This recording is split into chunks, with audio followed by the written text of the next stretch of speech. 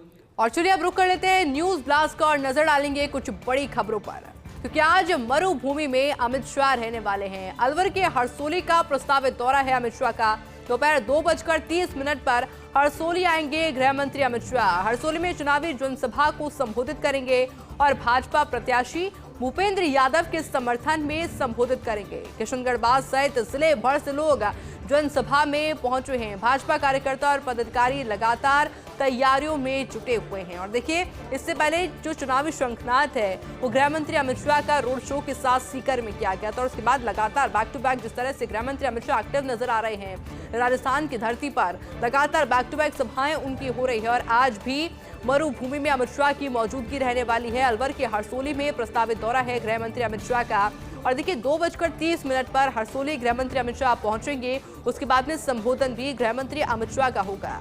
हरसोली में चुनावी जनसभा को संबोधित उनके द्वारा किया जाएगा और भाजपा प्रत्याशी भूपेंद्र यादव के समर्थन में संबोधित वो करेंगे। हालांकि इस दौरान निगाहें ये भी बनी रहेंगी, क्योंकि हर बार गृह मंत्री अमित शाह के संबोधन में कुछ खास होता है, जनता से जुड़े मुद्दे होते हैं। ऐसे में इस संबोधन में क्या कुछ खास रहेगा, किशनगढ़ सहित जिले भर में लोग वहां पर पहुंच रहे हैं। हालांकि 3 बजे का संबोधन का कार्यक्रम है गृह मंत्री अमित शाह का, पर अभी से लोगों की भीड़ जुटनी शुरू हो गई है।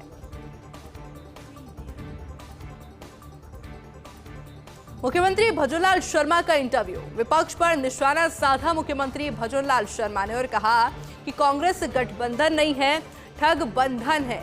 मोदी के चेहरे और काम पर जनता सभी 25 सीटें भाजपा को सौंप देंगी। मोदी ने कल्याणकारी योजनाओं से जनता को लाभ पहुंचाया है। मोदी जी का लक्ष्य भारत को शीर्ष पर पहुंचाना है।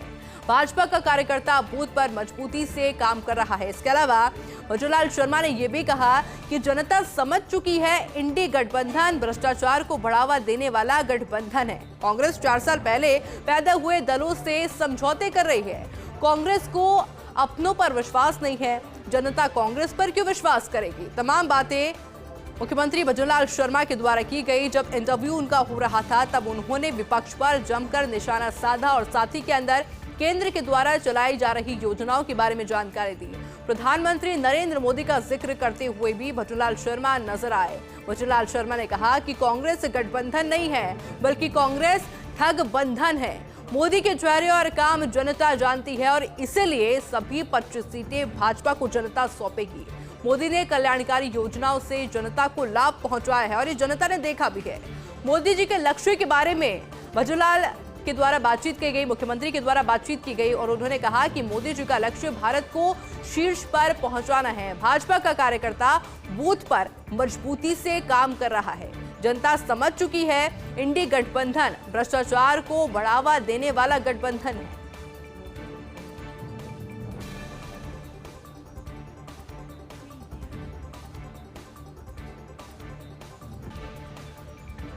इसके अलावा देखिए, गुलाब नबी आजाद ने कांग्रेस पर हमला बोला है।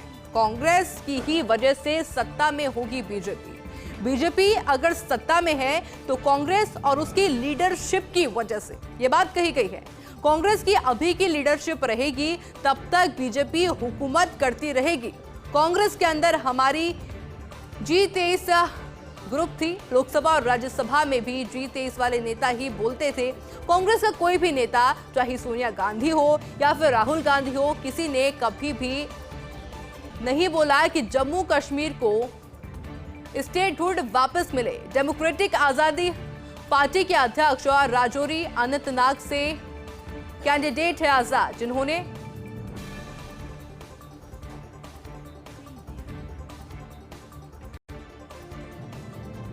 ब्रेक के बाद आप सभी का एक बार फिर से स्वागत है। और चलिए रुक करेंगे न्यूज ब्लास्ट का और नजर डालेंगे कुछ बड़ी खबरों पर। कांग्रेस के पूर्व नेता गुलाब नबी आजाद ने प्रधानमंत्री नरेंद्र मोदी की तारीफ की।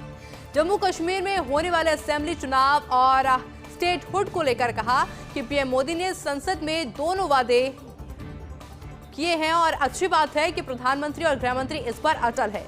इस सरकार की अच्छी बात यह है कि अलगाववाद और आतंकवाद काफी हद तक कम हुआ है। इसके साथ ही हड़तालें भी बंद हुई है। तमाम बातें उनके द्वारा की गई हैं और इसके साथ ही उन्होंने कांग्रेस पर भी जमकर प्रहार किया, उनके नेतृत्व पर प्रहार किया। पर प्रधानमंत्री नरेंद्र मोदी के नेतृत्व की उन्होंने तारीफ की है। उन्होंने कहा है कि जम्मू कश्मीर में होने वाले असेंबली चुनाव और स्टेटहुड को लेकर प्रधानमंत्री मोदी ने संसद में दोनों वादे कर दिए हैं और अच्छी बात यह है कि प्रधानमंत्री और साथ ही में गृह मंत्री इस बात पर अभी भी अटल है। सरकार की अच्छी बात यह है कि अलगाववाद और आतंकवाद काफी हद तक वाकई में कम हुआ है। धरातल की तस्वीर अगर देखी जाए तो वाकई में कम हुआ है।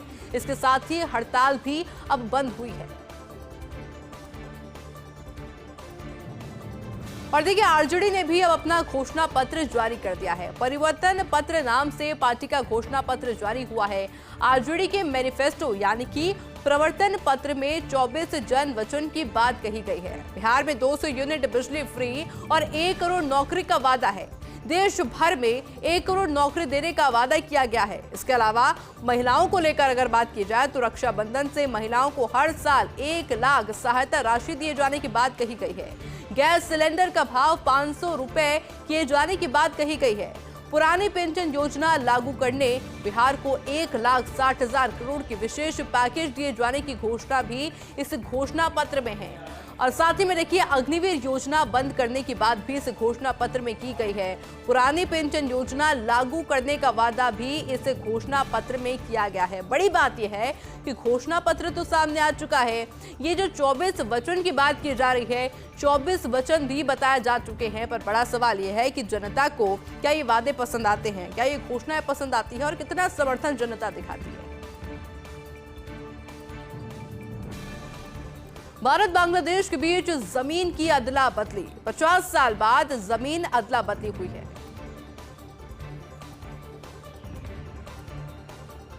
बांग्लादेश के लोगों ने इसे बताया है ईद का तोहफा। भारत ने बांग्लादेश को सीमावर्ती उपजिला की 56 एकड़ जमीन सौंपी है और बदले में बांग्लादेश से 14.68 जमीन हासिल हुई है भारत को। बीएसएफ और बांग्लादेश बॉर्डर गार्ड यानी कि बीजीबी के सर्वे के बाद में यह फैसला लिया गया और बीजेपी ने इसके लिए बीएसएफ को भी शुक्रिया कहा है।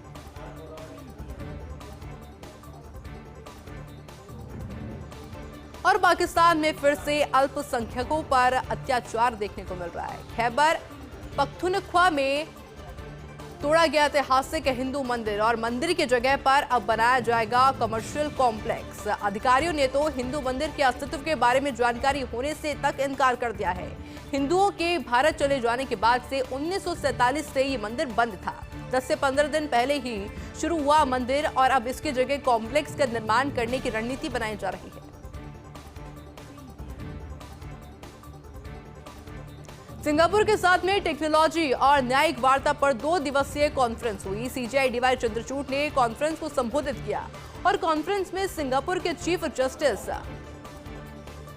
सुंदरेश मेनन और साथ ही में न्यायविद और विशेषज्ञों का पैनल हुआ। चर्चा में शामिल 2 दिवसीय कॉन्फ्रेंस में मेजबानी कर रहा है सुप्रीम कोर्ट। ऐसे में 13 और 14 अप्रैल को कॉन्फ्रेंस का आयोजन किया जाएगा और कॉन्फ्रेंस में न्यायपालिका में एआई के परिवर्तनकारी भूमिका पर चर्चा भी होगी। एआई को लेकर के काफी समय से चर्चा हो रही है और ऐसे के अंदर जब इस कॉन्फ्रेंस का आयोजन होगा, 13 और 14 अप्रैल को इस कॉन्फ्रेंस का आयोजन होने वाला है, जिसकी मेजबानी सुप्रीम कोर्ट कर रहा है।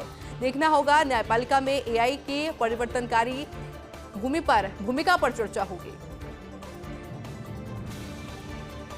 और चलिए बात कर रहे हैं आईपीएल सीजन 2024 की। 26वें मुकाबले में दिल्ली कैपिटल्स ने लखनऊ को हरा दिया है। दिल्ली कैपिटल्स ने 6 विकेट से जीत दर्ज की है। लखनऊ ने पहले बल्लेबाजी करते हुए दिया था 168 रन का लक्ष्य और जवाब में दिल्ली कैपिटल्स ने 4 विकेट खोकर हासिल किया लक्ष्य। लखनऊ के आयुष बदोनी की 55 रन की पारी काम में आई और दिल्ली के जीत के हीरो कुलदीप यादव ने 20 रन देकर झटके 3 विकेट। दिल्ली के फ्रेजर ने 55 रन बनाकर लक्ष्य तक पहुंचाया और अब आज शाम को 7:30 बजे पंजाब और राजस्थान के बीच में भी मुकाबला होने वाला है।